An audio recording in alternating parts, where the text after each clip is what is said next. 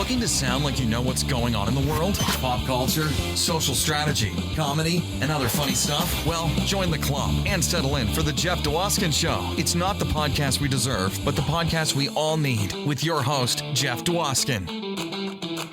All right, Mel, thank you so much for that amazing introduction. You get the show going each and every week, and this week was no exception. Welcome, everybody, to episode 124 of Live from Detroit, the Jeff Dwoskin Show. As always, I am your host, Jeff Dwoskin. Great to have you back as we are about to embark on something exciting and new. So come aboard.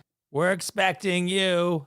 Did you guess? That's right. Bernie Kopell is here. Doc from the Love Boat. Jeff, that's pretty exciting. That means you've had Isaac, Gopher, and now Doc on the podcast. That's right. Bernie Kopell is here. We're going deep on the Love Boat. We're talking Get Smart, and Bernie shares a ton of great stories from his career with me today. I'm excited for you to hear from this amazing comedic actor, and that's coming up in just a few minutes.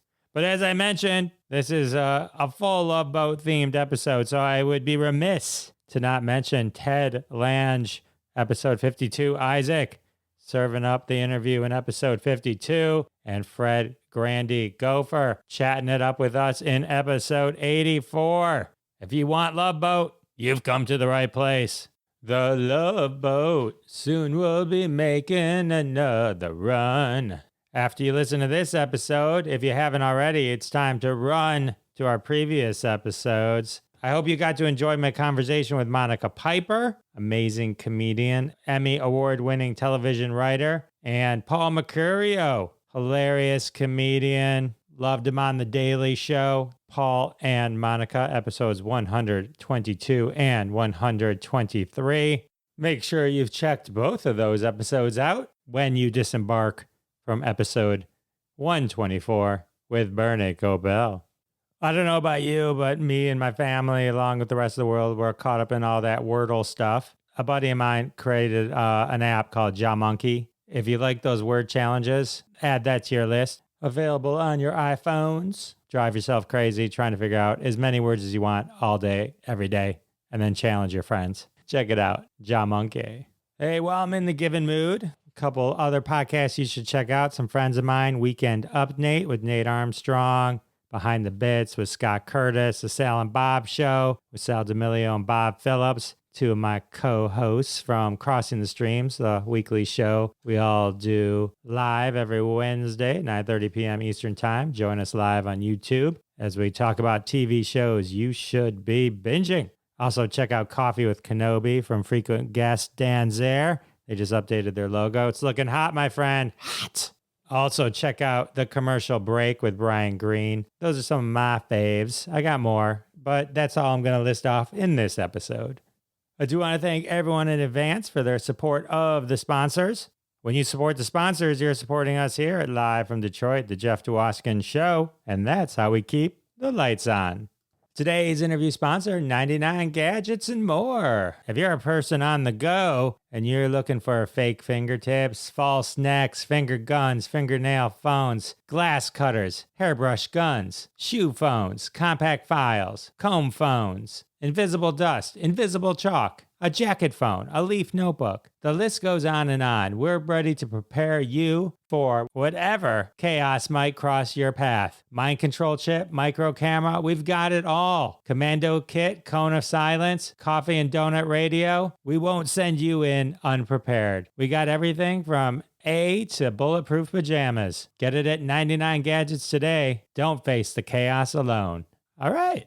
Well, I'm excited to share my conversation with Bernie Kopell with you. An amazing career that goes back all the way to the 60s. Bernie continues to work to this day. Bernie shares stories from the Danny Thomas Show, Jack Benny, When Things Were Rotten, stories with Mel Brooks, his beloved Love Boat cast, and so much more. I'm excited to share all the stories Bernie shared with me with you. I do want to kind of say up front in the intro, in a joking manner, because of the sex symbol status Bernie got from the Love Boat, I said sex icon. I meant to say sex symbol. We both went with it. Whatever. I'm just telling you, I know I said the wrong phrase. I meant to say sex symbol, and I said sex icon, which I believe I made up. Anyway, everyone, here's my conversation with Bernie Kopell. Enjoy. Everybody, I'm so excited to introduce you to my next guest, one of the greatest comedic actors of our lifetime. You loved him in Get Smart, Bewitched, That Girl, and of course, The Doctor, and sex icon from The Love Boat, Bernie Kopell. Bernie, welcome to the show. A sex icon. I think you may have gone too far with that. Maybe, but I wanted to go over the top. I wanted to pull everybody in. Oh, God. When I did Good Morning America in New York, one of the lady commentators said, "You're the sex object of the show." I said, oh. And because I really came into that whole area kind of late in my life. And all of a sudden, I was being mean to people. I mean, the first thing I did was I was in my Latino period. Because I could do the accent. I just discovered by accident that I could do the accent. I did that for the first 5 years in the biz with Favorite Martian Flying Nun, the Danny Kaye Show, Jack Benny. Danny was a little difficult in the sense that he could be the only one to get a laugh. I made a horrible mistake one day. I got a laugh, and he was not happy about that. He dug his nails into my forearm and made a face like, "Do that again and I'll kill you." One of these really charming things that happened. But, working for Jack Benny, it was a brilliant sketch. Benny had a team of writers who wrote all of his brilliant stuff. Jack Benny and Dennis Day and Don Wilson and all of these amazing talents. Jack had no problem. He understood if you do something funny on the Jack Benny show, it amplifies the Jack Benny show. He understood that. And he said to me, when we got done with the sketch, he said, "How come you know your part so well, you son of a bitch?" That was the way he spoke. And I said, "Oh, God, working with you, Mr. Benny, I couldn't bear to mess up." And so I went over it 1,000 times. And he just made that gesture with his hands like, "Oh, don't give me any praise." He was just that kind of a princely human being. And I loved him dearly, and he tolerated me. That was just a delightful time I had. It's an interesting story about Danny Kaye, about wanting all the laughs for himself. It seems like I understand, I guess, if your ego needs that, but it has to be so uncomfortable for everyone around. The Jack Benny concept of understanding that, rising tide lifts all ships seems just so much more in tune with creating a really comedic environment. Exactly. You hit it on the head. And, backing the whole thing up with Danny Kaye, when he was a kid in what we call the mountains, he was what you call a tumbler. A tumbler is a kid who gets room and board, and his job is to amuse the patrons so they don't, get tired of everything and go home. If the weather is inclement, and they do a show on Saturday night. So my folks were there. I think my folks were on their honeymoon, and so he made an impression on my parents. So when he started in films, the kid from Brooklyn, Hans Christian Andersen, all these things, I said, "Oh my God, this is that kid, Daniel David Kaminsky, The Lady in the Dark." He stole the show on Broadway, and then he got into these films. He starred above everybody else in these films. I said, "Oh my!" Then when I went to work for him and his show, I could barely speak because he was so huge in our Brooklyn home. Danny Kaye, oh boy, look at all these films. We call it, he had to be the virtuoso, which does not really work for the rest of the cast. Harvey Korman and myself were straight men on his show, so to speak, and that was not fun, getting fired eventually from his show because not a pleasant guy. But one of the things I remember on his show, Mary Tyler Moore, who you might say was a pretty attractive human being. Mary Tyler Moore is guesting on the Danny Kaye show, and she comes out, and this is during rehearsal. She is wearing what looks like a $50,000 white evening gown. The band strikes up, and I said, "Oh, gee, what is she going to do? What is she going to do?" She starts singing. This was one of the insanely incorrect songs to sing, looking like that with that outfit. 10 cents a dance, that's what they pay me. Oh, how they weigh me down. I mean, what an insane outfit to wear for just getting 10 cents a dance. So that just made no sense. But I mean, it's always a great pleasure to work with, to just see that human being in all her gorgeousness. Yeah.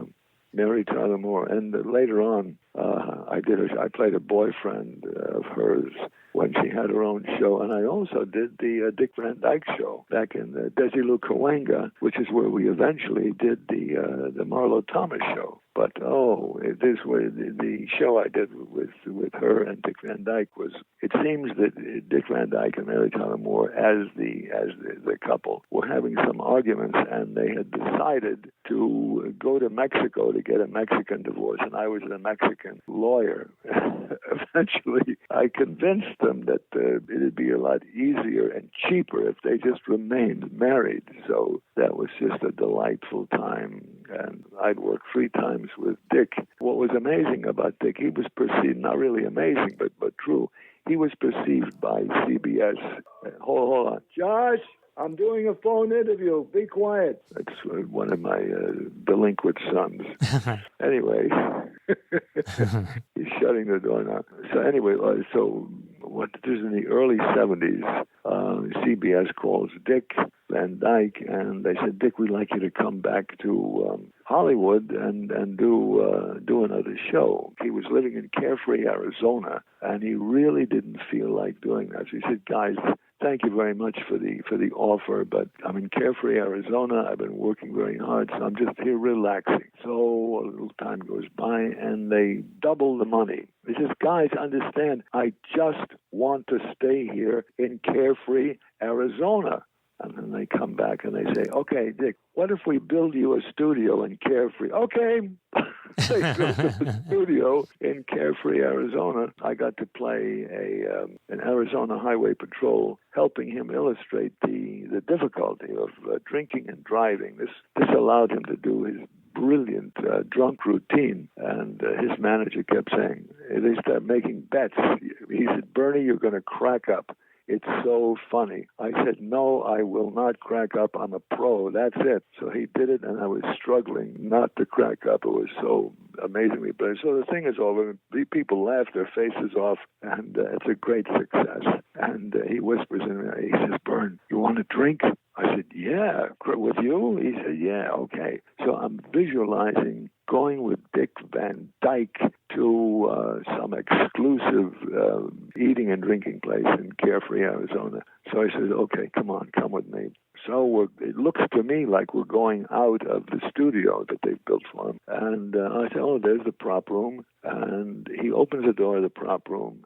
The prop room turned out to be his destination. So Dick and I got shit-faced in the prop room. He goes in there and he opens up the fridge, and he brings out some booze, and we sit on boxes and just drink for a while. You know, and Dick was not alleged. He admittedly had a drinking problem, but it was no problem that evening because we really got into the booze. But and then I did Diagnosis Murder later on. That was the third thing I did with Dick. And a delightful human being and an enormous talent.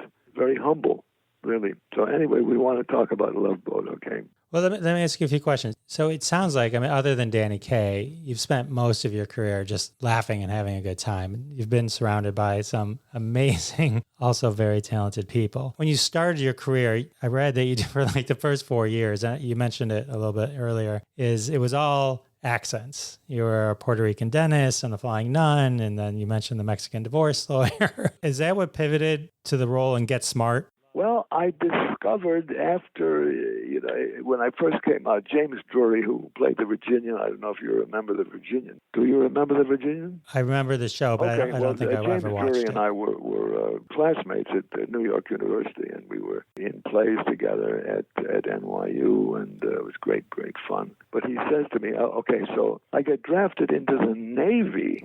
So I get drafted in the Navy, and I spend 2 years in the Navy, and I get out. I'm in New York, and I'm floundering. I had no idea what the hell I was selling, what my marketability could possibly be. So Jim goes out to, after the first year at NYU, he gets Western after Western after Western, and he eventually ends up with the Virginian, which went on for a long time. And I'm just floundering, just having a miserable time in New York. So he calls me. He says, "Bern, come on out to California." He said, "I've got an agent for you, and you can stay with my wife and I. We can hang out together and have some fun." I go out there, and I said, "Oh, my God, he got an agent for me. This is so exciting." So I have my little 8x10, and I have my resume, and I go to see his agent. And I'm very nervous.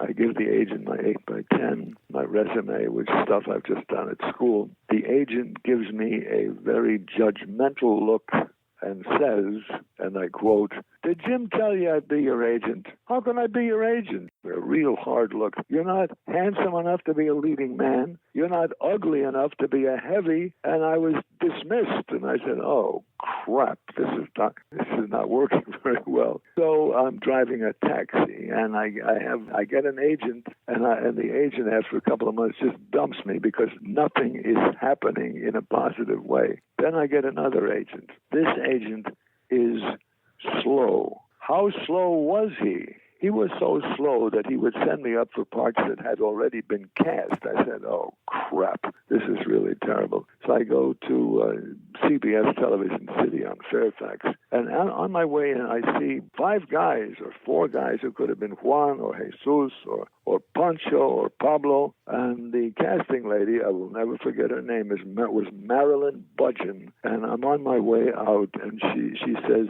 "Mr. Kopell, as long as you're here, I'm so sorry that the part that you're up for has already been cast." And I say, "Well, of course." And I'm just so fucking depressed. I'm on my way out, and she says, "Excuse me, before you leave, would you like to read for Pablo?" And I'm saying to myself, this is poison. This is insult to injury. And I said, "Okay." And I got so pissed about the whole thing. I said, "Okay, I will take up the valuable time of Buzz Blair, the producer, and I'll read for Pablo." I had no idea if I could do it or not, but I remember I said, "Okay, Jack Parr has Jose Melis as his pianist, and Bill Dana has Jose Jimenez. I'll do them." I didn't know if I could, but I was just so pissed. I go in and I nail it.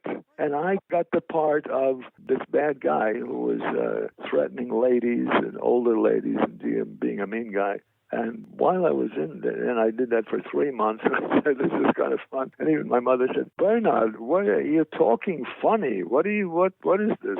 Anyway, the director was very flamboyant.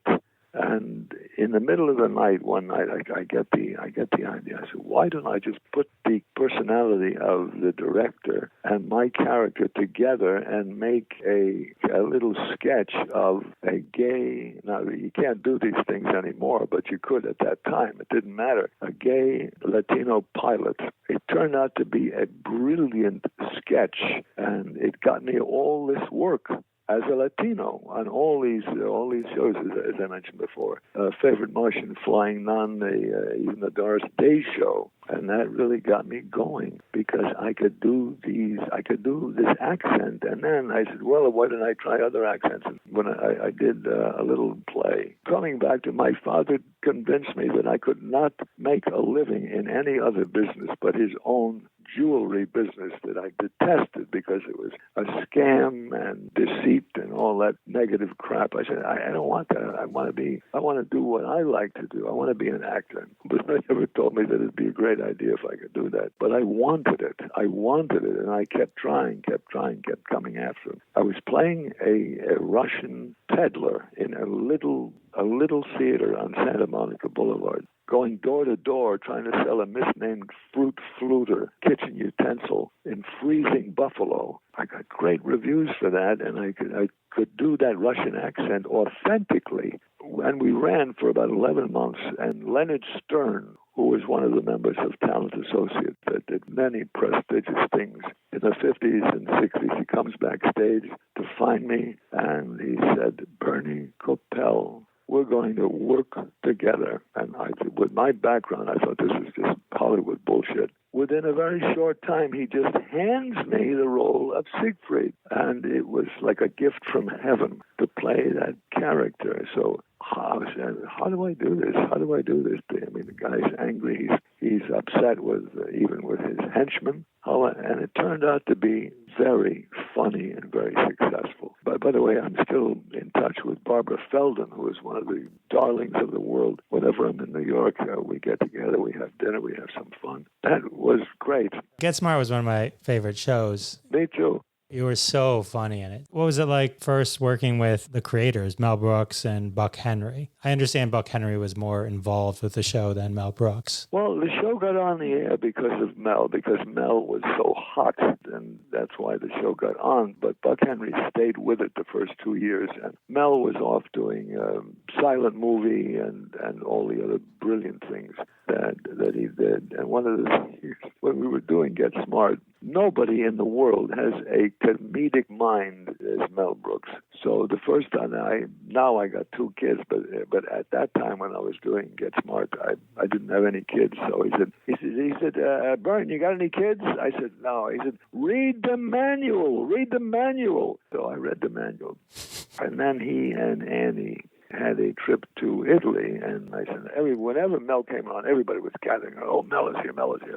Let's be around Mel because he's going to say something brilliant. So I said, now, okay, everybody's all gathered around Mel, and I said, Mel, when you went to Italy, what was the greatest architectural achievement you saw in Italy? And without missing a beat, he said, Carlo Ponti's elevator shoes that permit him to kiss Sophia Loren on the lips. I mean, that mind is just, and he's still going on with all these things that he did. Although we did, when things were rotten after Get Smart, and that didn't quite go. I thought we had a brilliant cast. Dick Gautier, the show, the 3 Dicks, Dick Dimitri and Dick Van Patten. And we did 12 episodes. And Dick Van Patten, who always bet on everything, he came into the business as a kid. He would like to bet on everything. I bet on nothing. So as the show is going on, the numbers are diminishing. And I said, Dick, it's just not looking very good for us. He said, what are you talking about? He said, this is Mel Brooks for free on television. He said, okay, I'll tell you what I'll do. I'll make you a bet. If the show gets canceled, I will give you $5,000. If the show stays on, all you'll have to give me is $1,000. Would you do that? I said, no, I don't bet. Well, the show got canceled. And if I'd made the bet, I could have been a rich man today. Yeah, you passed up an easy 5. Dick Gautier. He was also in Get Smart with you, right? He was Jaime. He played Jaime the robot. But anyway, I really wanted to talk about Love Boat. There were 3 pilots. The first captain was a very handsome Australian guy, a blonde guy, very handsome, but he wasn't an actor. He was a model, very handsome. So ABC didn't really care for that too much. The second pilot, there was a guy who was an actor and a writer of soaps. ABC didn't care for that either. And now ABC is saying, we're spending a lot of money on this show, and it's just not good enough. So just on the 11th hour, they bring in Gavin MacLeod, and that is the hit that they're looking for. That was in the second one, Fred Grandy and Ted Lange and myself were brought in for the second one. But they say, come on, these people have spent so much money on these things. He said, let's do the third pilot with Gavin MacLeod on the Queen Mary. We did it on the Queen Mary, and that's what sold it. Having Gavin, and Gavin turned out to be a great friend because we're both veterans of the business. I met him on McHale's Navy, and he had just finished Operation Petticoat with Cary Grant, and he was expecting on McHale's Navy something of great substance. That didn't happen, and he was kind of unhappy about that. He even asked Ed Montaigne, who was the director-producer, to be released. So he got released. He was always hopeful. And he gets the Mary Tyler Moore Show. Prestige.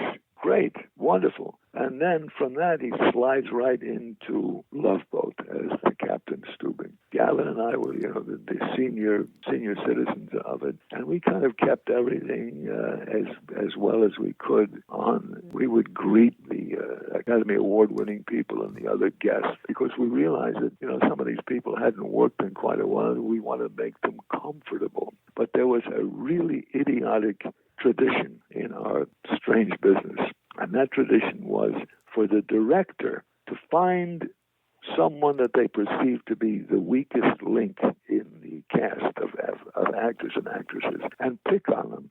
In that moronic way, they could establish their authority, which was stupid because you want your actors to be comfortable so they can really be good in the roles. So there was a director who came on. He started doing that crap, and Gavin said, "Bern, let's talk to this guy." We pulled him off in a corner, and Gavin says, "Jack, you may not behave that way on this show. Is that clear? Do you understand that?" And the director understood that he can't behave that way. He can't start picking on people because that's counterproductive. So Gavin had that authority, and along with me, and we both straightened this guy out. So we cut to, was it 3 years ago? We do the Rose Parade. Gavin is always looking to be helpful because we're the old farts of the company. And just before the Rose Parade, the Rose Parade, they had this beautiful float.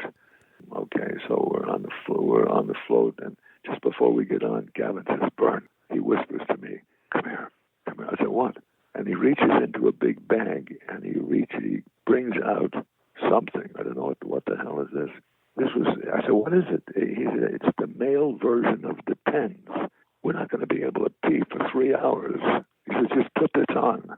Put this on." So I put it on, and I was so concerned about the whole situation. I didn't pee for 3 hours anyway, but I was wearing the damn thing. That's just good sense. Yeah. It's interesting that you guys took the approach, which was the opposite experience that you had on the Danny Kaye show, in the sense that you welcomed everyone that was there. And you guys as a cast, while the stars were supporting to the guests of that week's episode to make them feel like they were the stars. Exactly. You can only get good performances out of people by making them comfortable. I mean, that's a key. You have to use kindness, make them comfortable. One of the great directors that I've been working with was James Burrows. And I read about him, and he said, "My great mode of operating as a director is with kindness." And wow, what a powerful thing that was. So anyway, some of these people, we had Ray Milland on Love Boat. We had Eva Marie Saint. We had Shirley Jones. We had, the guy from McHale's Navy. Phil Silvers? No, we did have Phil Silvers, but we had Ernie Borgnine. We had some of these fantastic Academy Award winners. And I said, "Oh, my goodness, this is just what a treat." We had all these amazing human beings who had won Academy Awards. Holy mackerel. And it was just a treat. And one of my kids' teachers asked me, "How did you feel about doing Love Boat?" I said, "I felt so grateful. I got to be, we were in 98 countries. It starts out, the first pilot TV writer of the LA Times says, by way of criticism, he said, "It's going to sink like the Titanic." Well, screw him. We went on for 13 years. Yeah, to hell with him. Gift. What a great gift. So I can get a good table in any country in the world because of Love Boat.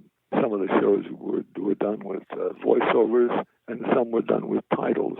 Titles underneath the film, and it's still going on. I mean, on Channel 54. It's on Sunday nights. I say, "Oh, that's what I looked like 40 years ago." How about that? Just a great plus. And I just got finished. Well, I did the whole last year on a show called Be Positive. And they really didn't know what to do with me, and that's okay. But just a couple of weeks ago, I played a Catholic priest on a show called Grey's Anatomy.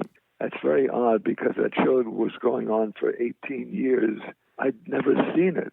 So I get to do it, and everybody was so sweet and so delightful, and they welcomed me, being the old guy. They were just making sure that I was comfortable. They were probably all big fans of yours. Over the years. And a friend of mine in Memphis, Tennessee said, a friend of mine just saw you on something you did 60 years ago. I said, was it Alfred Hitchcock Presents? I said, oh yeah, that's what it was. So my motto is, if you don't mess up too badly, they allow you to continue in the business. And so far, they continue to allow me to keep on going. So that's I'm just so lucky. I'm 88 years old. Just so lucky. Just so lucky. You've done so much. Well, I have a question. When you got the Love Boat, and now you're the leading man. This was because you'd been in tons of great shows like Bewitched and Get Smart and That Girl all concurrently, but then now you're not the guest star. You're like a leading man. The weird thing about that is the previous to the Love Boat, I had say 2 days and then you go home. Then sometimes it's 3 days on Flying Nun and the Doris Day Show, and Bewitched and all that. But on Love Boat, you just keep on going, and you never know how people are going to take it. But they love the show, because it was what you could call it a happy ending show. We had what we call page 58 resolutions, which means if a couple comes on and they're fighting and they're going to get a divorce, by page 58, they're happy again, and yay, okay. But it was a feel-good show, and some people complained about that, and I say, hey, this ain't a documentary, it's a romantic fantasy, okay? And of course, that's why people liked it, because they would like their lives to really go that way. I mean, just a great gift, and I'm so looking forward to what is it going to be? February 26th. We go out on the Majestic Princess. After all the negative stuff with the COVID and people were imprisoned on the ship and they couldn't get off. But this will honor my dear friend Gavin MacLeod, and I'm bringing my wife and my kids, and we're going to enjoy the magnificence. By the way, the original Pacific Princess was 553 feet. The subsequent ships have been 1,080 feet. Wow. With every amenity you could possibly dream of, possibly imagine. We, as Love Boatiers, created this gigantic business for not just Princess, but for all the other cruise lines as well. Because years ago, the ships used to go out half full, a third full, only with very wealthy people, and like that. But because of us, we've created the business. We've created the cruise business. Right, the Love Boat made it accessible for all people to. And it's reasonably priced. You only pack and unpack once, and the world comes to you. You don't have to just keep getting off and going here and going there, going here and going there. The last cruise I went on, I discovered the greatest thing you can do is when you're at a port is not get off the ship. Oh, I agree with that. The ship is fully running and it's empty, and you got the whole thing to yourself. It's amazing. I have another Love Boat question. Who of the guest stars were like the ones that just made you the most wide-eyed? Like you just couldn't believe you got to meet them as they were guesting on the show? Okay, Juliet Prowse. I'd had a crush on her for years. I mean, one of the most beautiful. I happen to be a leg man, gorgeous legs, and a sweet, sweet personality, and a very talented actress. And so I get the script, and I say, God, this is a hell of a script. And I call the office. I got excited. I said, who's playing Samantha? And I said, hold on. Let me take a look. Okay, Juliet Prowse. I said, oh, no, yes, Juliet Prowse.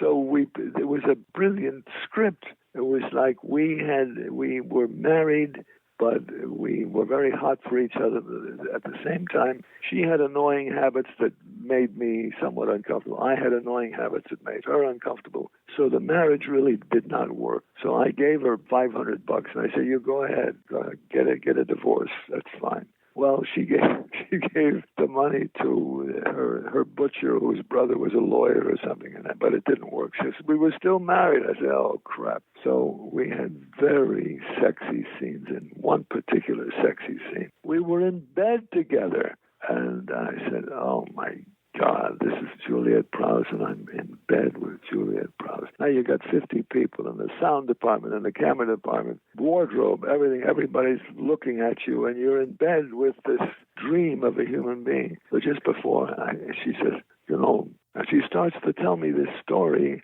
and I'm saying, why she's, I'm trying to concentrate because it's in between being intimidated and being turned on. She says, Charles Boyer had a scene with this very sexy lady, and he said to her just before the scene starts, sweetheart, during this scene, we're in bed together, and it's very sexy. And if possibly during this sexy scene, I don't get aroused, or I do get aroused, forgive me, please.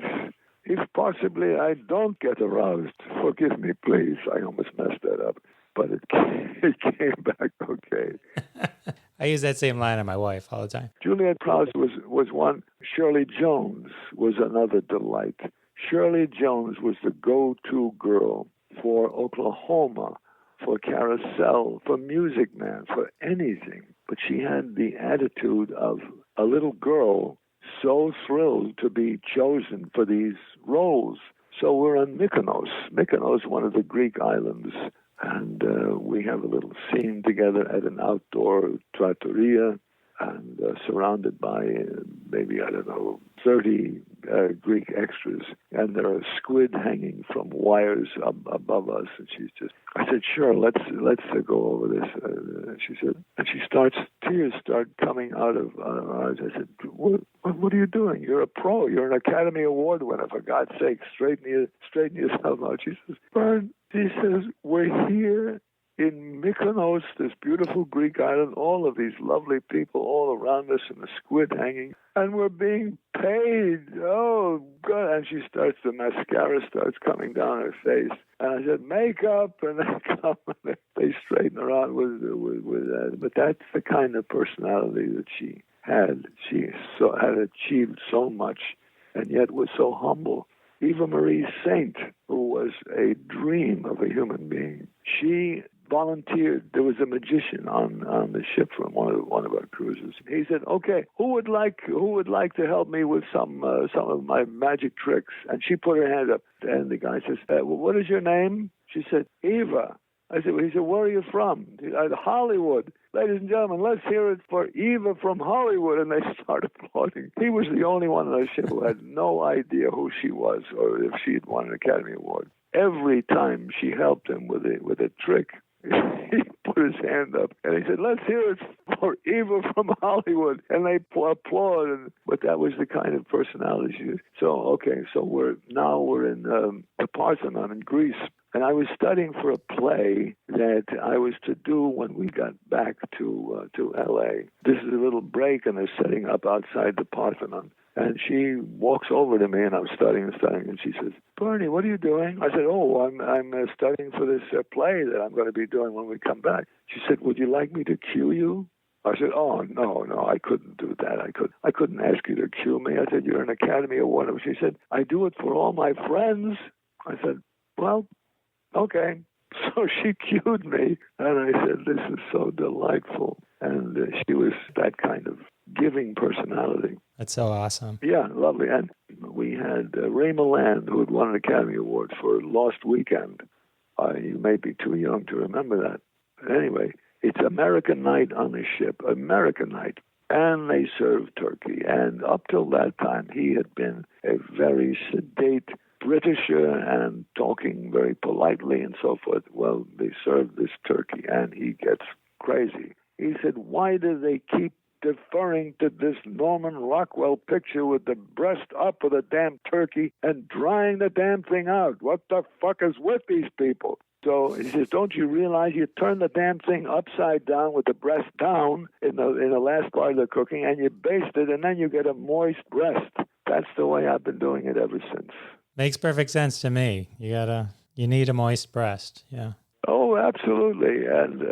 And Mark Harmon was on that, and he joined me, and I was doing a lot of skipping rope at that time in the trip up to Alaska, and he joined me in skipping rope. You know, he was a quarterback at UCLA, and then he became an actor. But the fun And the treat of having these Academy Award winners was just beyond your imagination. Who was the dancer who danced with Fred Astaire? Ginger Rogers was on the show. Ginger Rogers, another Academy Award winner.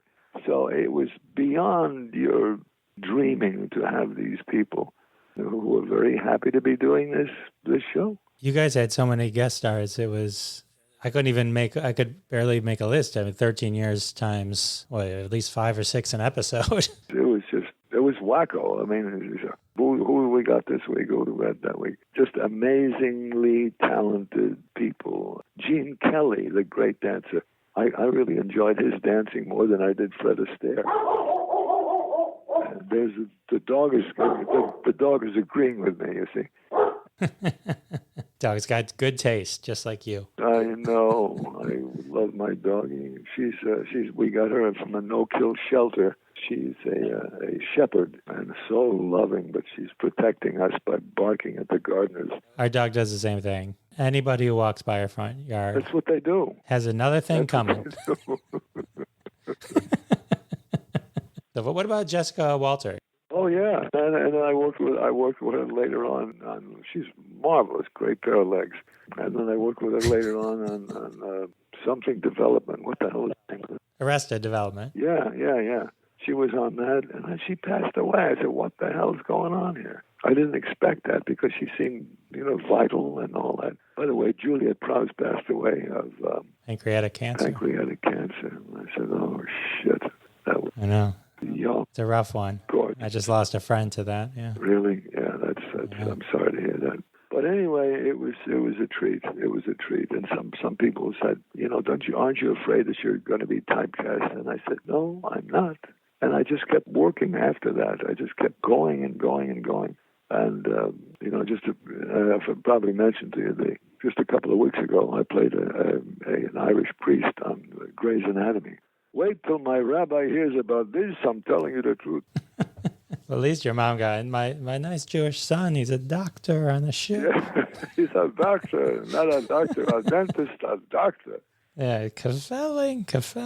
Yeah, so... Do you love, the opportunities when they come up to play the character again? I know there was Love Boat: The Next Wave, but also on Saturday Night Live, where you did Love Boat: The Next Generation, with that old skit. Do you get a kick out of doing that? And even with the Get Smart stuff, we got a chance to revisit the character. I had fun. Don and I tried to do something, Get Smart again, and that didn't quite work. You cannot go. I mean, you may be able to go, but it usually doesn't work to go back and try to duplicate something. Because the magic is gone, Don and I. By the way, Don, he was a Marine. The bullets didn't kill them, but the cigarettes did. He smoked and smoked and smoked. And luckily, on Get Smart, I had done the Steve Allen show. And Steve was such a brilliant mind. We did two shows a day. I did 30 shows with Steve. He was so brilliant. He wrote music. He wrote songs, played the piano, played the xylophone. I mean, he was just so prolific. So we're doing a sketch one day. In the middle of the sketch, he starts laughing, cackling. We had that cackle. So after the sketch is over, I said, Steve, the sketch was funny. It was okay, but it wasn't that funny. He said, you should hear the show going on in my head. That was Steve Allen. And we had Muhammad Ali came on the show when he was still Cassius Clay. And he kept up with his brilliant humor with Steve. And that was a moment. I mean, if you had ever seen a human being with a perfect male form, that was Cassius Clay. That was Muhammad Ali. And subsequently, he turned out to be the most loved, powerful man. And he refused to fight in Vietnam. He said, those Vietnam never did anything to me. And he became more and more of an icon as he went along. Phyllis Diller was on the show, and she became a tremendous influence on my life in the area of positivity. The whole thing, the whole career was, and even my father came around after trying to convince me that I had to be in his business to make a living. I don't know if he ever made more than collectively I don't know. I mean, he did okay with that deceitful business, but I didn't like it. I wanted to do what I enjoyed. What turned me on in high school, Erasmus Hall High School in Brooklyn, Miss Searles was the English teacher, and at one point she said, Mr. Kopell, may we borrow your voice for verse choir? And it never occurred to me to even, it was an extracurricular thing at school. And I said, yeah, that could be fun. I did that, and that was really a pleasure. And then I got interested in the radio workshop at Boys High. And then I got into the all-city radio workshop downtown.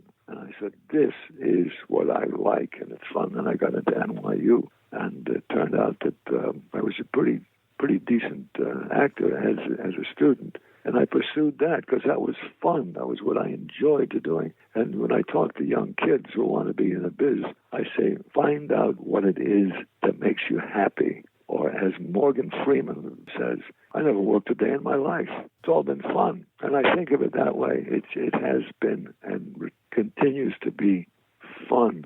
And that's what one of the great keys is. Those are great words to live by. Because if you're miserable, it ain't going to work out too well. Anyway, I've had enough of your abuse, and that's about it for me, kid. Well, thank you so much. I can't thank you enough for hanging out with me. This was so fun. My pleasure. Now, this was fun. This was like a Morgan Freeman kind of fun.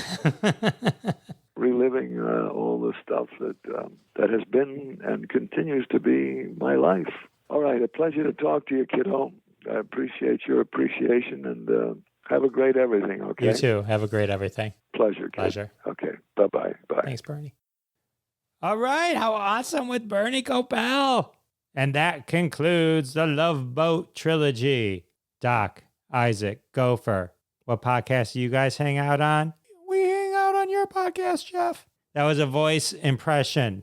That was not actually them. So anyway, I didn't want to fool you guys. But anyway, I'm excited. I'm excited about it. And now I just need Vicky and Julie McCoy.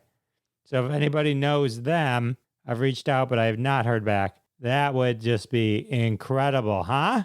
All right, well, with the interview over, that can only mean one thing. That's right, it's time for a trending hashtag from the family of hashtags at hashtag Roundup. Follow us on Twitter at hashtag Roundup. Download the free, always free, never costs a penny hashtag Roundup app. Play along with us. And one day, one of your tweets may show up on a future episode of Live from Detroit, The Jeff Dwoskin Show. Everyone together, fame and fortune await you. This week's hashtag, of course, inspired by Doc from the Love Boat, served up by Classic Tags, a weekly show on hashtag Roundup. Hashtag things doctors shouldn't say. Bernie wasn't a real doctor, but he played one on TV. I'm sure he would hope no one on the ship would get sick, so he wouldn't have to say any doctor things. But just in case, here's a list of things you shouldn't say anyway. Hashtag things doctors shouldn't say. Damn, the one time I skipped class in med school and it comes back to bite me in the ass. That is definitely an example of hashtag things doctors shouldn't say. You get how to play? All right, let's do some more. We need to amputate your legs. But here's the good news. I'm going to give you $20 for your slippers. Let's see what Wikipedia says. So let's see. It's lefty-loosey, righty-tighty, right? This might work. I don't know. I haven't done it before. Hashtag things doctors shouldn't say.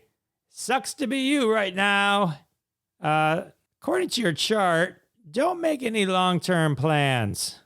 Let me check WebMD for your diagnosis.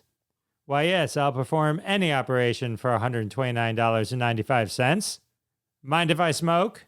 It's probably Skittles pox. And our final hashtag things doctors shouldn't say tweet. Holy crap! What is that? Oh, all right. Those are amazing examples of things doctors shouldn't say. Tweet your own. Hashtag things doctors shouldn't say. Tag me at Jeff Dwoskin Show. I'll show you some Twitter love. As always, all the tweets I read will be retweeted at Jeff Dwoskin Show on Twitter. Go find them, like them, retweet them, do something. Show them some love. Let them know you heard them. Here on Live from Detroit, the Jeff Dwoskin Show. Well, with the hashtag over and the interview over, that can only mean one thing. That's right, episode 100 124 has come to a close. I want to thank my amazing guest, Bernie Kopell. And of course, I want to thank all of you for coming back week after week. It means the world to me, and I'll see you next time. Thanks so much for listening to this episode of The Jeff Dwoskin Show with your host, Jeff Dwoskin. Now go repeat everything you heard and sound like a genius. Catch us online at thejeffdwoskinshow.com or follow us on Twitter at Jeff Dwoskin Show, and we'll see you next time.